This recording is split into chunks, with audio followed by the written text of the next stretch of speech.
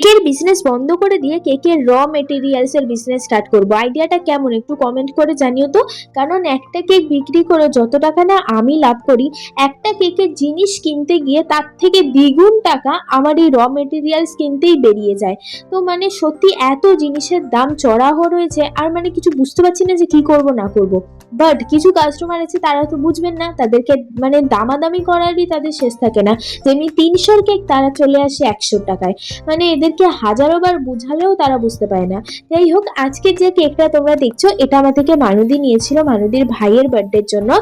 আর মানুদি আমাকে কোনো ফ্লেভার বলেনি, বাট আমি মানুদিকে বলেছিলাম যে মানুদি তুমি একবার এই ফ্লেভারটা প্লিজ ট্রাই করে দেখুন। আর মানুদি আমার কথাটা শুনেছিল। তো এই ফ্লেভারটা তোমরা সবাই জানো যে কারেন্টলি আমার মোস্ট মোস্ট মোস্ট ফেভারিট একটা ফ্লেভার। তো আমি মানুদিকে এটা খুব ভালোভাবে বানিয়ে দিয়েছিলাম, বাট মানুদি যখন রিভিউটা আমাকে দিয়েছিল সেটা হোয়াটসঅ্যাপে না দিয়ে ফোনে বলেছিল, তাই জন্য রিভিউটা তোমাদের সাথে শেয়ার করতে পারলাম না। আর আজকের এই থিমটা কি তোমরা কমেন্ট করে জানিও, আমি বলবো না তোমাদেরকে। তোমরা শেষ পর্যন্ত দেখো, আর বুঝতে পারলে ঠিক কমেন্ট করে জানিও। আর জানো তো, যখন কোনো কেকের ডিজাইন নিয়ে চাপ থাকে না না, তখন মনে হয় আমার মাথাতেই বেশি চাপটা থাকে, কারণ কি করব না করব কিছু তো বুঝেই পাই না। তাই সিম্পল একটা কেক বানিয়েছিলাম, আর উপরে না এই কার্টুনটাকে কি বলে সেটাও আমি জানি না, বাট আমার মাথার মধ্যে এসেছিল।